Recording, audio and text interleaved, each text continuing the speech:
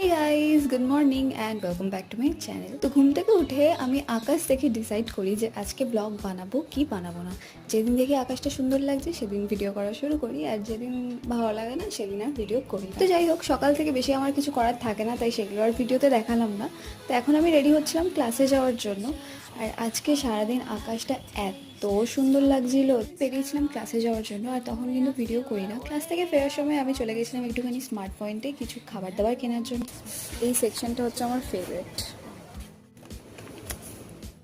ভালো না খেতে?